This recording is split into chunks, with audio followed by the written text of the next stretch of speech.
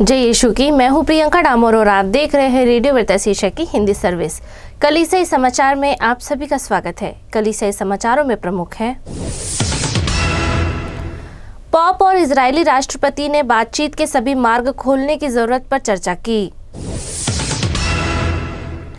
दलाई लामा ने पॉप लियो के palm Sunday शांति appeal का समर्थन किया। क्यूबा ने पवित्र सप्ताह के लिए 2010 कैदियों को माफी दी। एफएबीसी अध्यक्ष ने ईस्टर संदेश में विश्वासियों से शांति के वाहक बनने का आग्रह किया। खम्मम के बिशप ने दलित ईसाइयों को अनुसूचित जाति कोटे से बाहर रखने के फैसले की समीक्षा की मांग की।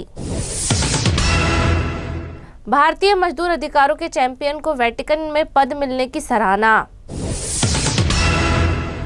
चर्च नेताओं ने बुजुर्गों की सुरक्षा के लिए तेलंगाना राज्य के नए कानून का स्वागत किया।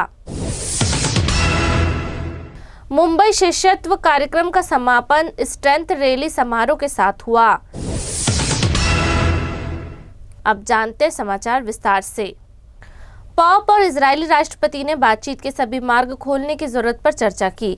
पॉप लियो 14वें और इजरायली राज्य के राष्ट्रपति आइजैक हेर्ज़ोग ने पास्का महोत्सव के अवसर पर शुक्रवार सुबह फोन पर बात की। बातचीत में चल रहे गंभीर संघर्ष को खत्म करने की जरूरत पर ध्यान दिया गया।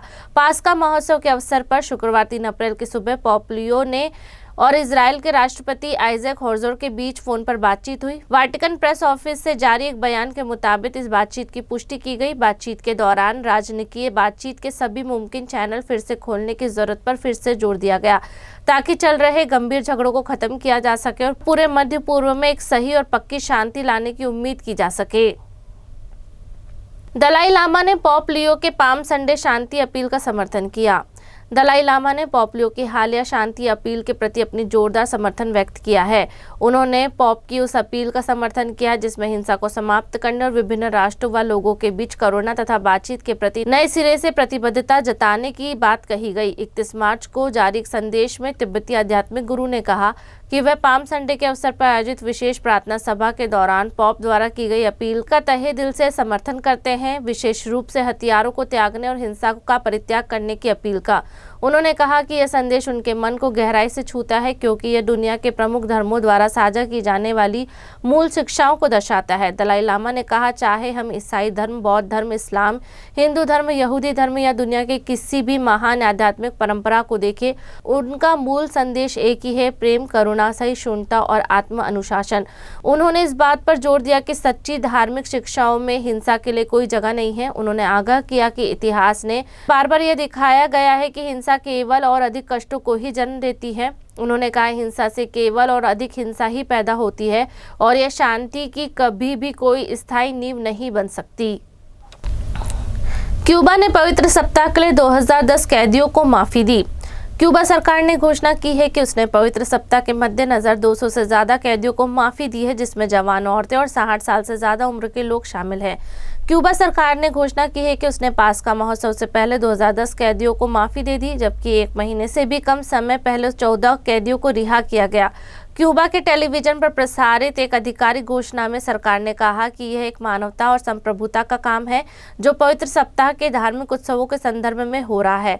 हालांकि ना तो कैदियों की लिस्ट दी गई और ना ही इस फैसले के पीछे का कारण, लेकिन बयान में बताया गया कि माफी पाने वालों ने अपनी सजा का एक बड़ा हिस्सा पूरा कर लिया है और जेल में अच्छा व्यवहार दिखाया है। दस्तावेज में बताया गया कि इस ग्रुप में युवा लोग, महिलाएं, 60 साल से ज्यादा उम्र के लोग के साथ साथ विदेशी नागरिक और विदेश में रहने वाले क्यूबा के नागरिक शामिल हैं। एफएबीसी अध्यक्ष ने ईस्टर संदेश में विश्वासियों से शांति का वाहक बनने का आग्रह किया। Federation of Asian bishop conference FABC के अध्यक्ष कार्डिनल फिलिप नेरी फेराउ ने विश्वासियों से ऐसे संसार में शांति के वाहक बनने का आह्वान किया है जो संघर्ष और विभाजन से ग्रस्त है।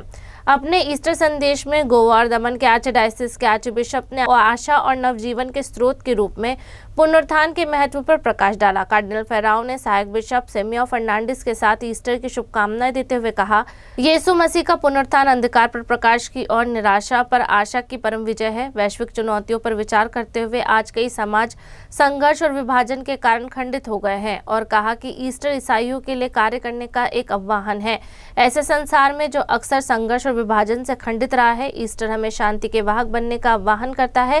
कार्डिनल ने विश्वासियों से आग्रह किया कि वे पुनरुत्थान के आनंद को सेवा के ठोस कार्यों में बदले, विशेष रूप से उन लोगों के प्रति जो समाज के हाशिए पर हैं।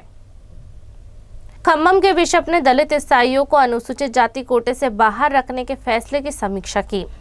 खम्मम धर्म प्रांत के बिशप सिगली प्रकाश ने भारत के सर्वोच्च न्यायालय से अपील की है कि वह दलित ईसाइयों को अनुसूचित जाति आरक्षण के लाभ देने के अपने रुख की समीक्षा करें। उन्होंने तर्क दिया कि उन्हें लगातार इस कोटे से बाहर रखना सामाजिक और आर्थिक रूप से वंचित बनाए रखना है। खम्मम में गुड फ्राइडे के अवसर पर आयोजित एक सभा को संबोधित करते हुए बिशप प्रकाश ने कहा कि संविधान के अनुच्छेद 13, 14 और 25 के तहत दी गई संवैधानिक गारंटी धर्म की स्वतंत्रता और कानून के समक्ष समानता सुनिश्चित करती है।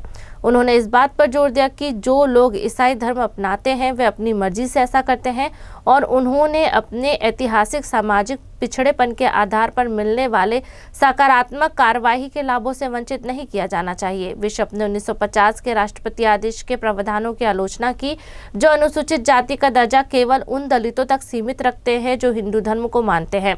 बाद में इस दायरे में सिखों और बौद्ध को भी शामिल किया गया, लेकिन ईसाई या मुसलमानों को नहीं।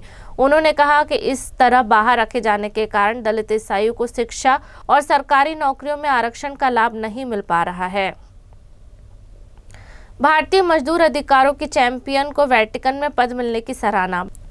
भारतीयों ने देश की एक महिला मजदूर अधिकारी champion dicastery for promoting integral human development के सदस्य के रूप में नियुक्त किए जाने पर खुशी जताई है। क्रिस्टिन नाथन की नियुक्ति भारत के लिए गर्व का क्षण है। यह बात एक महिला धर्मशास्त्री और नाथन की लंबे समय से सहयोगी रही एस्ट्रिड लोबो गाजीवाला ने 30 मार्च को बताई। नाथन, जो वर्तमान में इंटरनेशनल कैथोलिक माइग्रेशन कमीशन के अध्यक्ष हैं, ने बताया कि उन्हें उसी दिन पहले इस नियुक्ति के बारे में सूचित किया गया। नाथन ने उसी दिन जारी एक बयान में कहा, मैं पॉप के प्रति अपनी हार्दिक कृतज्ञता व्यक्त करती हूँ कि उन्होंने मुझे इस प्रतिष्ठित पद पर नियुक्त करने के अपने निर्णय में मुझ पर विश्वास जताया है और मैं अगले 5 वर्षों के भीतर डिकास्ट्री के अत्यंत महत्वपूर्ण मिशन में योगदान देकर उनके इस विश्वास को बनाए रखने के लिए तत्पर हूँ। चर्च नेताओं ने बुजुर्गों की सुरक्षा के लिए तेलंगाना राज्य के नए कानून का स्वागत किया। कैथलिक चर्च के नेताओं ने तेलंगाना में वरिष्ठ नागरिकों की सुरक्षा के लिए बनाए गए एक नए कानून का स्वागत किया है। उन्होंने इसे बुजुर्गों की सुरक्षा सुनिश्चित करने की दिशा में एक महत्वपूर्ण कदम बताया है। राज्य की विधानसभा ने 29 मार्च को इस बिल तेलंगाना कर्मचारी जवाबदेही और माता पिता के भरण पोषण की निगरानी बिल 2026 को पारित कर दिया। इस बिल को सत्ताधारी और विपक्षी दोनों ही दलों का समर्थन मिला। इस बिल का उद्देश्य 60 वर्ष और उससे अधिक आयु के सभी लोगों की आर्थिक सुरक्षा को मजबूत करना था। इसमें इस बात पर जोर दिया गया कि कई नौकरी पेशा लोग, यहाँ तक कि संपन्न परिवारों के लोग भी बुढ़ापे में अपने माता पिता की देखभाल करने में असफल रहे हैं, जिससे माता पिता को अपना गुजारा खुद ही करना पड़ता है। यह बिल सभी नौकरी पेशा लोगों के लिए अपने माता पिता को आर्थिक सहायता देना कानूनी रूप से अनिवार्य बनाता है। यदि कोई व्यक्ति अपने माता पिता की उपेक्षा करता है तो अधिकारी उस पर जुर्माना लगा सकते हैं। इस जुर्माने के तौर पर अधिकारी उस व्यक्ति के वार्षिक वेतन का 15% या 10,000 रुपये दोनों में से कोई भी कम हो काट कर सीधे उसके माता पिता के खाते में जमा कर देंगे। मुंबई शिष्यत्व कार्यक्रम का समापन स्ट्रेंथ रैली समारोह के साथ हुआ। अखिल मुंबई कैथलिक शिष्यत्व कार्यक्रम 2025-26 का समापन एक शानदार स्ट्रेंथ रैली के साथ हुआ, जिसमें 203 शिष्यों और 60 एनिमेटरों को अपने समुदाय की सेवा करने के लिए नियुक्त किया गया। बॉम्बे के आर्चडायसिस के कैथलिक करिश्माई नवीनीकरण ने मुंबई के एक प्रमुख इलाके बांद्रा स्थित सेंट थेरेसा स्कूल में स्ट्रेंथ रैली के साथ अपने शिष्यत्व कार्यक्रम के समापन का जश्न मनाया। सितंबर में शुरू हुए 7 महीने के कार्यक्रम ने शहर भर के 8 क्षेत्रों से 203 शिष्यों और 60 एनिमेटरों को एक मंच पर एकत्रित किया। 22 मार्च को आयोजित स्ट्रेंथ रैली में आयोजकों ने उन 70 शिष्यों की प्रतिबद्धता की सराहना की जिनकी उपस्थिति 100% रही।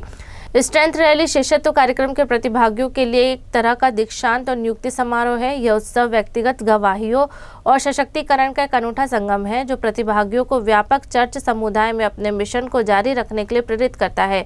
यह आस्था, एकता और मिशन में शक्ति के विचार पर सुदृढ़ करता है। यहाँ शक्ति शब्द उस सशक्तिकरण को दर्शाता है जो शिष्यों को अपने मिशन को आगे बढ़ाने के लिए प्राप्त होता है।